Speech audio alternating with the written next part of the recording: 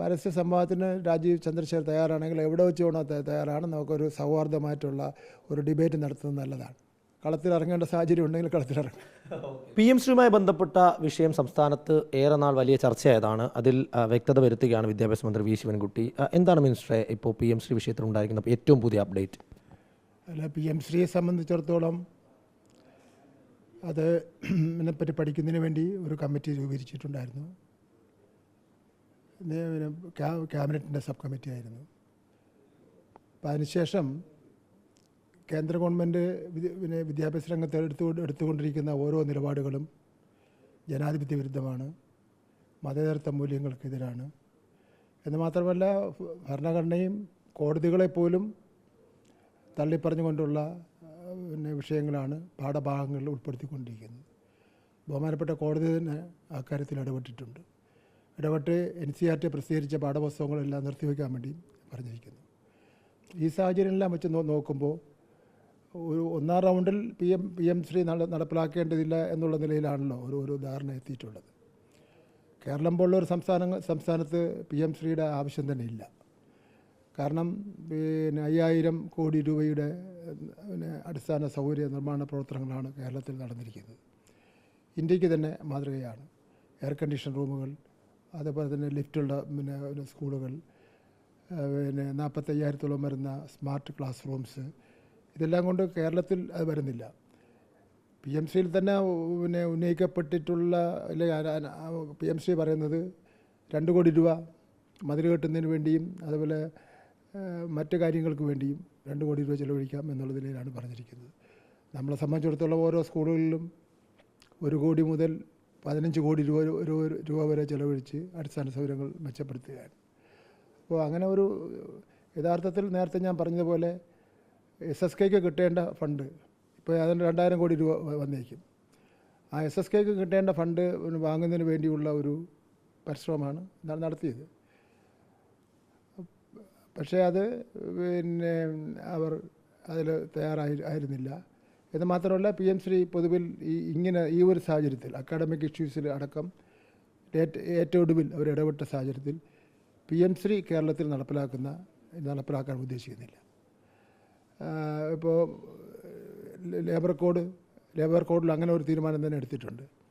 29 നിയമങ്ങളെയാണ് വെട്ടിച്ചുരുക്കി 4 കോഡുകളാക്കി മാറ്റിയിരിക്കുന്നത്. അതിൻ്റെ പരമായിട്ട് തൊഴിലാളി സംഘടനകൾക്കും എന്തിനധികം പറയുന്നു മിനിമം വേതനത്തിൻ്റെ കാര്യത്തിലായിരുന്നാൽ തൊഴിലാളികളുടെ വർക്കിംഗ് അവേഴ്സിൻ്റെ കാര്യത്തിലായിരുന്നാലും ഒക്കെ തന്നെ കേരളത്തിന് അംഗീകരിക്കാൻ കഴിയുന്ന നിലപാടല്ല സ്വീകരിച്ചിട്ടുള്ളത്. കേരളം ഒരു ലേബർ കോൺക്ലേവ് ഇതിന് നടത്തിയിരുന്നു. ആ കോൺക്ലേവിൽ ദേശീയ അടിസ്ഥാനത്തിലുള്ള നേതാക്കന്മാർ പങ്കെടുത്തിരുന്നു. ജഡ്ജിമാർ, അതുപോലെ അഡ്വക്കേറ്റ്സ്, നിയമജ്ഞന്മാർ, ട്രേഡ് യൂണിയൻ ലീഡേഴ്സൊക്കെ പങ്കെടുത്തിരുന്നു. അന്ന് അവിടെ വെച്ചൊരു സബ് കമ്മിറ്റി ചുമതലപ്പെടുത്തിയിരുന്നു. ആ സബ് കമ്മിറ്റി ഒരു റിപ്പോർട്ട് തയ്യാറാക്കിയിട്ടുണ്ട്. ആ റിപ്പോർട്ട് കേന്ദ്ര ഗവൺമെൻറ്റിന് അയച്ചിട്ടുണ്ട്. നമ്മുടെ വിയോജിപ്പ് രേഖപ്പെടുത്തിക്കൊണ്ട് കേന്ദ്ര ഗവൺമെൻറ്റിന് അയച്ചിട്ടുണ്ട്. അത് ബഹുമാനപ്പെട്ട മുഖ്യമന്ത്രി ആ ലേബർ കോഡ് കോൺക്ലേവ് ഉദ്ഘാടനം ചെയ്തുകൊണ്ട് വളരെ കഷ്ടമായി തന്നെ തൊഴിലാളികളുടെ അവകാശങ്ങൾ സംരക്ഷിക്കുന്നതിലുള്ള നിലപാടിനെ സംബന്ധിച്ച് വ്യക്തമാക്കിയിരുന്നു. അപ്പോൾ ഈ സബ് കമ്മിറ്റി തയ്യാറാക്കിയ കാര്യത്തിൽ എല്ലാം തൊഴിലാളി പക്ഷത്ത് നിന്നുകൊണ്ടാണ് ഈ ഭേദഗതികൾ നിർദ്ദേശിച്ചിട്ടുള്ളത്. ഇപ്പോൾ ഈ PM ശ്രീ വിഷയത്തിൽ നമ്മൾ ക്യാബിനറ്റ് സബ് കമ്മിറ്റി രൂപീകരിച്ചു. ആ കമ്മിറ്റി ചേർന്നിട്ടാണോ ഈ തീരുമാനത്തിലേക്ക് എത്തിയിരിക്കുന്നത്? അല്ല, ആ കമ്മിറ്റി രൂപീകരിച്ചത് തന്നെ നടപ്പിലാക്കേണ്ട എന്നുള്ള കാര്യങ്ങളാണല്ലോ ചർച്ച ചെയ്യുന്നതിന് വേണ്ടി രൂപീകരിച്ചിട്ടുള്ളത്. നടപ്പിലാക്കണമെന്നുണ്ടായിരുന്നെങ്കിൽ അപ്പോൾ തന്നെ നടപ്പിലാക്കാൻ വേണ്ടി തീരുമാനിച്ചാൽ മതിയായിരുന്നല്ലോ. പൊതുവിൽ ഞങ്ങൾ പരസ്പരമൊക്കെ ആശയവിനിമയം നടത്തിയപ്പോൾ നടപ്പിലാക്കേണ്ട കാര്യമില്ല എന്നുള്ള നിലയിലാണല്ലോ വന്നിട്ടുള്ളത്. അപ്പോൾ അത് ഒരു വിഭാഗം ഇതൊരു രാഷ്ട്രീയ മുതലെടുപ്പിന് വേണ്ടി ശ്രമം നടത്തുന്നുണ്ട്. അപ്പോൾ അത് ഒഴിവാക്കുന്നതിന് വേണ്ടിയാണ് ഗവൺമെൻറ്റിനെ സംബന്ധിച്ചിടത്തോളം ഉള്ള നിലപാട് വ്യക്തമാക്കിയിട്ടുള്ളത്. അതിൽ CPI മന്ത്രിമാരൊക്കെ അന്ന് ഉൾപ്പെട്ടിരുന്നു. CPI നേരിട്ട് ഇടയുന്നൊരു സാഹചര്യമൊക്കെ ഉണ്ടായിരുന്നു. ആ ഘട്ടത്തിലാണ് നമ്മളതിൽ പിൻവലിയുന്ന ഒരു സ്ഥിതിയൊക്കെ ഉണ്ടായത്. അപ്പോൾ അവരോടെല്ലാം ആശയവിനിമയം നടത്തി ഒരു പൊതു അഭിപ്രായം രൂപീകരിച്ചെടുത്ത തീരുമാനമാണിത്. അല്ല, ഇപ്പോൾ എന്തായാലും കേരളത്തിൽ നടപ്പിലാക്കാൻ പറ്റുന്ന സാഹചര്യമില്ല. PM ശ്രീ പറയുന്ന പോലുള്ള കാര്യങ്ങൾ നമുക്ക് ആവശ്യം ആദ്യമേ തന്നെ ഇല്ലായിരുന്നു. നമുക്ക് ലഭിക്കേണ്ട 2000 വരുന്ന കോടി രൂപ വാങ്ങിയെടുക്കുക എന്നുള്ള ഒരു ലക്ഷ്യമാണ് ഉണ്ടായിരുന്നത്. അത് അന്ന് നടപ്പിലാകാതെ പോയി. അങ്ങനെ ഒരു സാഹചര്യത്തിൽ നമുക്ക് കേരളത്തിൽ ഒരു തെറ്റിദ്ധാരണ ഉണ്ടാക്കുന്നുണ്ട്. ഇപ്പോഴും ഈ തെരഞ്ഞെടുപ്പ് സമയത്തൊക്കെ തന്നെ PM ശ്രീ വിട്ട് വലിച്ചടിച്ചു കൊണ്ടുവരുന്നുണ്ട്. അപ്പോൾ അതിൽ നമ്മുടെ ഗവൺമെൻറ് സ്റ്റാൻഡ് പറഞ്ഞത് മാത്രമേ ഉള്ളൂ. ഇത് ഔദ്യോഗികമായി കേന്ദ്രത്തെ അറിയിക്കാൻ നമ്മൾ ആലോചിക്കുന്നുണ്ടോ? നടപ്പിലാക്കില്ല എന്ന് PMC നടപ്പിലാക്കുന്നില്ല എന്നുള്ള വിവരം ഇപ്പോൾ തന്നെ അവർക്ക് അറിയാമല്ലോ. അവർ 2-3 പ്രാവശ്യം അതിൻ്റെ അറിയിപ്പുകളൊക്കെ വന്നതിന് നമ്മൾ സഹകരിച്ചിരുന്നില്ലോ. ഇനി പ്രത്യേക അറിയിപ്പ് നൽകണ്ട. പ്രത്യേക അറിയിപ്പ് അതിൻ്റെയൊക്കെ ടൈമെല്ലാം കഴിഞ്ഞു പോയി. പ്രത്യേക അറിയിപ്പ് കാരണം അതിൻ്റെ എല്ലാം കാലാവധി കഴിഞ്ഞു. പിന്നെ നടപ്പിലാക്കിയ സംസ്ഥാനങ്ങൾക്കുള്ള അലോട്ട്മെൻറ്റുകൾ കഴിഞ്ഞു.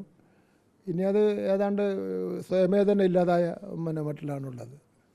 മറ്റൊരു കാര്യം, ഈ ആറ്റുകാൽ പൊങ്കാലയുമായി ബന്ധപ്പെട്ട് വലിയ ചർച്ച നടക്കുന്നുണ്ട്. അപ്പോൾ കഴിഞ്ഞ ദിവസം ഈ മാലിന്യ നിർമ്മാർജ്ജനവുമായി ബന്ധപ്പെട്ട ചില ദൃശ്യങ്ങളൊക്കെ പുറത്തു വന്നിരുന്നു. CPM ഏറ്റെടുത്ത് വീണ്ടും ഒരു മാലിന്യ സംസ്കരണം നടത്താനൊരു തയ്യാറെടുപ്പ് നടത്തി. ഇതിനിടെ കോർപ്പറേഷൻ ജീവനക്കാരുടെ ഭാഗത്തു നിന്ന് വീഴ്ച ഉണ്ടായെന്ന് പറഞ്ഞ് ഹെൽത്ത് ഇൻസ്പെക്ടർ അടക്കമുള്ളവരെ സ്ഥലം മാറ്റുന്ന സ്ഥിതിയൊക്കെ ഉണ്ടായിരുന്നു. അപ്പോൾ കോർപ്പറേഷൻ ഇതിൽ വീഴ്ച ഉണ്ടായിട്ടുണ്ട്. അവർ തടിതപ്പ് ആണോ ഇതിനകത്ത്? കോർപ്പറേഷൻ ഇതിൽ വീഴ്ച ഉണ്ടായിട്ടുണ്ട്. അത് തടിതപ്പുകയാണ്. RDOയുടെ റിപ്പോർട്ട് വരട്ടെ. വന്ന ശേഷം നമുക്ക് കോർപ്പറേഷനുമായിട്ട് സംസാരിക്കാം. ഇന്നലെ പുതിയുഗ യാത്രയുടെ സമാപനമായിരുന്നു തിരുവനന്തപുരത്ത്. വലിയ പ്രഖ്യാപനങ്ങളൊക്കെയാണ് നടത്തിയത്. അതായത് സ്ത്രീകൾക്ക് KSRTC ബസ് സൗജന്യ യാത്ര, അതുപോലെ തന്നെ 25 ലക്ഷം രൂപയുടെ ഹെൽത്ത് ഇൻഷുറൻസ്, അങ്ങനെ വലിയ പ്രഖ്യാപനങ്ങളൊക്കെ നടത്തി അവർ ഒരു ഓളമുണ്ടാക്കിയിരിക്കുകയാണ്. എങ്ങനെയാണ് പാർട്ടിയും സർക്കാരും അതിനെ നോക്കിക്കാണുന്നത്? ഓളത്തിൻ്റെ കാര്യമൊന്നുമില്ല. കാര്യം വെച്ചാൽ UDF നടത്തിയിട്ടുള്ള പ്രഖ്യാപനങ്ങൾ അത് വിശ്വസിക്കാൻ കേരളത്തിലെ ജനങ്ങൾ തയ്യാറാവണ്ടേ? UDF ഉണ്ടായിരുന്ന കാലഘട്ടത്തിൽ നടന്നിട്ടുള്ള വികസന പ്രവർത്തനങ്ങളും കഴിഞ്ഞ 10 വർഷമായിട്ട് ഇടതുപക്ഷ ജനാധിപത്യ മുന്നണി നടത്തിയിട്ടുള്ള വികസന പ്രവർത്തനങ്ങളും വെച്ച് നോക്കുമ്പോൾ ഇതിൽ പറയുന്ന എന്തെങ്കിലും കാര്യം അവർ ജനം വിശ്വസിക്കാൻ വേണ്ടി പോകുന്നുണ്ട്. അവർ ഭരിച്ചിരുന്ന 5 വർഷക്കാലം എന്ത് ചെയ്തു എന്നുള്ളത് ഒരു കാര്യം വ്യക്തമാക്കണ്ടേ? ഇടതുപക്ഷ ജനാധിപത്യ മുന്നണി 10 വർഷക്കാലം ശ്രീ പിണറായി വിജയൻ്റെ നേതൃത്വത്തിൽ നടത്തിയിട്ടുള്ള കാര്യങ്ങൾ എണ്ണി പറയുകയാണ്. അവർക്ക് 5 വർഷക്കാലം നടത്തിയ എന്തെങ്കിലും ഒരു കാര്യം പറയാൻ വേണ്ടി പറ്റുന്നുണ്ടോ? അപ്പോൾ 5 വർഷക്കാലം ഒന്നും ചെയ്യാതെ 5 വർഷക്കാലം പാഴായി പോയപ്പോൾ ഇപ്പോൾ നടക്കാൻ യാതൊരു സാധ്യതയുമില്ലാത്ത കുറേ പ്രഖ്യാപനങ്ങൾ നടത്തുകയാണ്. എന്തിനധികം പറയുന്നു, നമ്മുടെ വയനാട്ടിലെ ദുരന്തത്തിൽ വീട് വെച്ച് കൊടുക്കാമെന്ന് പറഞ്ഞ ആ കാര്യം പോലും പ്രഖ്യാപനം നടത്തിയ ശേഷം ഒരു വീടെങ്കിലും വെച്ച് കൊടുത്തിട്ട് ജനങ്ങളെ ബോധ്യപ്പെടുത്താൻ കഴിയാത്ത UDF ആണോ ഇനിയിപ്പോൾ കേരളത്തിൽ ഈ പ്രഖ്യാപനങ്ങൾ നടപ്പിലാക്കാൻ വേണ്ടി പോകുന്നത്? വെറും തട്ടിപ്പാണ്. ഇന്നലെ അങ്ങയുടെ പാപ്പനംകോട് MLA ഓഫീസിന് മുന്നിൽ രാജീവ് ചന്ദ്രശേഖറിൻ്റെ നേതൃത്വത്തിൽ ഒരു പ്രതിഷേധ സമരം നടത്തിയിരുന്നു. അതായത് നിയമമണ്ഡലം വലിയ ഭരണ മുരടിപ്പും വികസന മുരടിപ്പും ഒക്കെയാണ് നേരിടുന്നത്, അവിടെ ഒരു മാറ്റം ആവശ്യമാണ് എന്ന് പറഞ്ഞ് താങ്കൾക്കെതിരെ വലിയ വിമർശനമൊക്കെയാണ് ഉന്നയിച്ചത്. ശ്രീ O രാജഗോപാൽ MLA ആയിരുന്ന 5 വർഷക്കാലവും ഞാൻ MLA ആയിരുന്ന കാലഘട്ടത്തിൽ നടന്ന വികസന പ്രവർത്തനങ്ങൾ നേരിട്ട് ചന്ദ്രശേഖരൻ നോക്കിക്കാണുന്നതായിരിക്കും നല്ലത്. അതല്ലെങ്കിൽ അദ്ദേഹം ഒരു പരസ്യമായ ഡിബേറ്റിന് തയ്യാറാണെങ്കിൽ പരസ്യമായ ഡിബേറ്റിന് ഞാൻ തയ്യാറാണ്.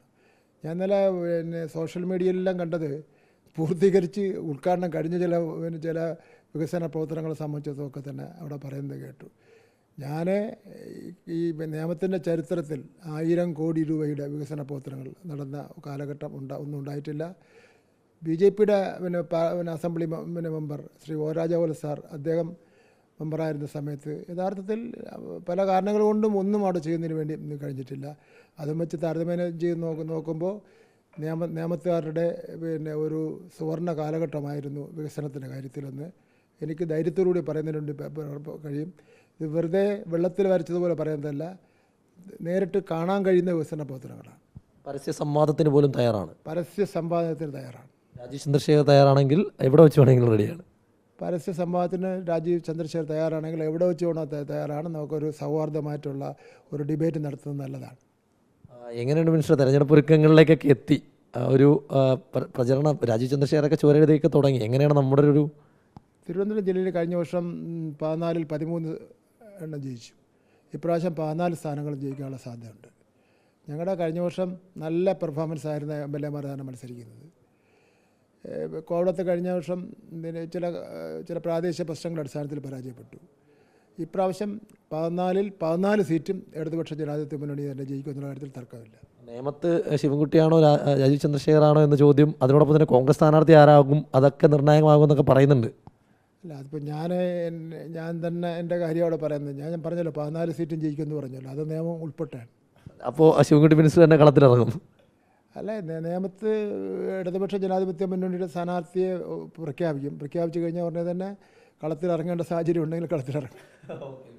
അപ്പോൾ നേമത്ത് കളത്തിലിറങ്ങേണ്ട സാഹചര്യം ഉണ്ടെങ്കിൽ ഇറങ്ങുമെന്ന് തന്നെയാണ് മന്ത്രി സൂചന നൽകുന്നത്. വീഡിയോ ജേർണലിസ്റ്റ് വിനയനൊപ്പം റിപ്പോർട്ടർ ഗോപാൽ ശിലാസനൽ, ഇൻ റിപ്പോർട്ടർ, തിരുവനന്തപുരം.